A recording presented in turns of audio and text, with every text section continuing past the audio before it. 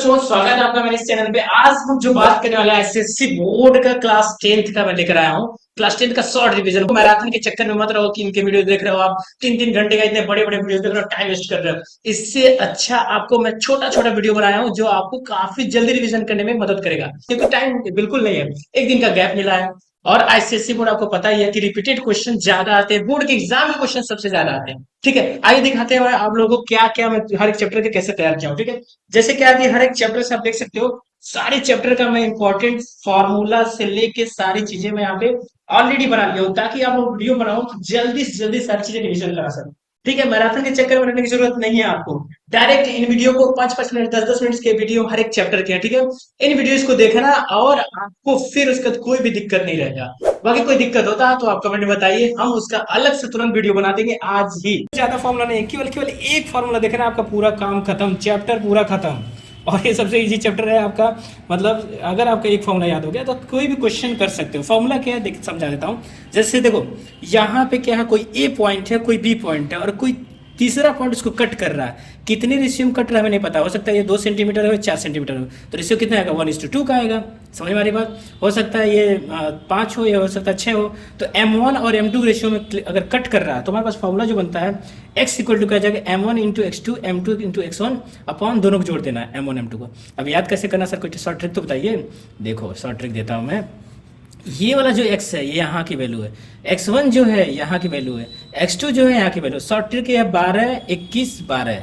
देखो 1 2 2 1 1 2 12 21 12। और सेम इसमें भी फॉर्मूले में y की वैल्यू निकालने के लिए देखो 12 21 12। समझ गए ना, तो ये याद हो गया मेरे से। इसी में एक और फॉर्मूला बन जाता है मिड पॉइंट थ्योरम। जब ऐसा केस बन जाए, सपोज करो ये पॉइंट ए है, बी पॉइंट ए है, दोनों बिल्कुल आधे आधे में कट कर रहा है, तो रेशियो क्या हो जाएगा, 1:1 हो जाएगा ना, M1 M2 वैल्यू।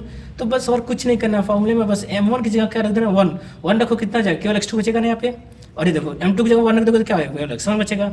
और 1 1 मिलकर कितना जाएंगे, 2 हो जाएंगे। एक फॉर्मूला हो जाता है। ठीक है, मिड पॉइंट थ्योरम इसको बोलते हैं, फालतू का एकदम। अब देखो y इक्वल टू क्या हो जाएगा, M1 1 हो गया तो y2 बस बचेगा यहाँ पे, प्लस यहाँ 1 हो गया तो y1 बस बचेगा यहाँ पे, और 1 और 1 कितना जाएगा, 2। तो ये मिड पॉइंट थ्योरम है। इससे भी डायरेक्ट क्वेश्चन आते हैं। जब ऐसा हो जाए, रेशियो दोनों सेम सेम हो जाए, तब ये फॉर्मूला यूज करना है। समझ में आई बात।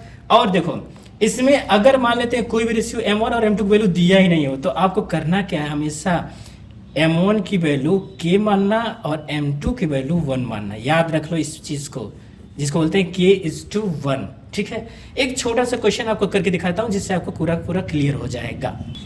देखिए एग्जाम्पल नंबर 1 को समझा देते हैं आपको, पूरा एकदम बिल्कुल आराम से समझो। सारे क्वेश्चन बिल्कुल फॉर्मूले बेस पे आते हैं, बिल्कुल हो जाएगा।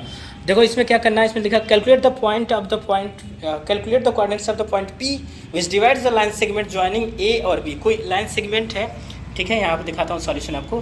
कोई लाइन सेगमेंट है A और B, और कोई P पॉइंट इसको कट कर रहा है, यही कर रहा है बिल्कुल। इंग्लिश मीडियम से उतना तो समझते होगे तुम लोग, ये तुम्हारी बेइज्जती नहीं कर रहा हूँ, टेंशन ना लो। -3,3 एक ही पॉइंट दिया हुआ, देखो -3,3। बी पॉइंट कितना दिया हुआ, 2,-7। बी का भी दिया हुआ है, और हमारे पास पी की वैल्यू निकालना है। देखो फॉर्मूला का यूज़ कैसे करना है, समझ लो इस चीज़ को। एक्स की वैल्यू निकालना है, मीन्स एक्स की वैल्यू निकालना है, तो हमारे पास देखो रेशियो जरूर दिया होगा। देखो रेशियो दिया हुआ है 2:1। 2:1 मतलब M1 की वैल्यू 2 ले लेना है। देखो M1 की वैल्यू 2 और M2 की वैल्यू 3 ले लेना फटाक से। तो अब क्वेश्चन का फॉर्मूला यूज़ करते हैं। एक्स इक्वल टू क्या है, मैं बताता था 12 21 12। याद कर लिए, याद कर लिए होगे। देखो यहाँ लिख दो 12, फिर से M और x लिख दो, फिर से लिख दो 21। ठीक है, यहाँ पे लिख दो फिर से M1 प्लस M2। ऐसे याद करने का तरीका है। ठीक है, अब देखो M1 कितना है, M1 2 है, तो 2 की वैल्यू पुट करो। ठीक है, x2 कितना है, अब देखो ये होता है x1 y1, ये होता है x2 और y2। तो x1 x2 कितना है, x2 देखो यहाँ कितना 2 है, तो 2 वैल्यू पुट कर दो। ठीक है, फिर बीच में प्लस है। M2 कितना है, 3 है, तो 3 रख दो। फिर से देखो x1 कितना है, -3 है, तो ब्रैकेट लगा देना बच्चे अच्छे से। अब दोनों को जोड़ दो, 2 + 3, क्योंकि M1 + M2 होता है। इसको सॉल्व करके कितना, 2 2 जा 4 और 3 3 जा 9, -9 3 2 5। ठीक, 9 में से 4 घटाओ कितना जाएगा, -5, अपन 5 कट जाएगा तो कितना जाएगा, -1। एक्स की वैल्यू आ गई है -1। सेम सिमिलरली वाई की वैल्यू निकालना, सेम फॉर्मूला यूज़ करना, आपको पता ही है। मैं डायरेक्ट सॉल्व कर दूँ, नहीं रहने दो, फॉर्मूला बता देता हूँ, नहीं तो आप लोग कन्फ्यूज़ हो जाओगे, सोचोगे कि कहाँ से कहानी कहाँ तक पहुँच गई। ठीक है, M1 + M2। अब यहाँ पे देखो M1 की वैल्यू कितना है, 2 y2 की वैल्यू कितना है, यहाँ पे देखो -7, तो -7 पुट कर लो, प्लस M2 की वैल्यू कितना है, देखो 3, ऐसे आराम से रखना, बिल्कुल गलती नहीं होना चाहिए, कोई भी मिस्टेक नहीं। y1 की वैल्यू कितना 3 अपॉन, ये तो सेम सेम रहेगा, m1 प्लस h2, 2 प्लस 3 5 होगा।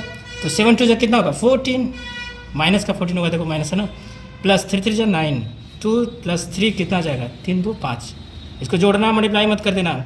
14 में से 9 घटाओगे तो कितना बचेगा 5 और 5, क्या बात है, सेम सेम वैल्यू आ गई।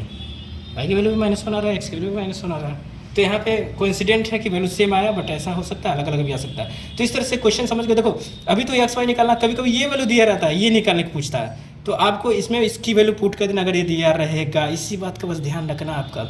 अब बाकी बता दिया, अगर नहीं दिया रहेगा तो केस 1 लेना है। इस तरह से आप इसकी प्रैक्टिस करो। अभी सारे क्वेश्चन इसी फॉर्मूले बेस के होते हैं। हाँ, कुछ बच्चे सोच रहे होंगे, मुझे पता है कि सर एक बात बताइए, कुछ फॉर्मूले और इसके आते हैं सेंट्रॉइड वगैरह वाले, क्या उससे क्वेश्चन बनते हैं? नहीं, बिल्कुल बहुत कम चांस है। बाकी चाहो तो आप ये वाले फॉर्मूले याद कर सकते हो। सेंट्रॉइड निकालने का फॉर्मूला है, और ये तो मैं बता दिया मिड पॉइंट थ्योरम, और ये बता ही चुका हूँ। तो सेंट्रॉइड निकालने का फॉर्मूला ये भी दिख के चले जाना, वैसे तो बहुत कम चांस आने का, क्योंकि टाइम कम है तो मैं इसलिए नहीं बताया हूँ। क्लियर है?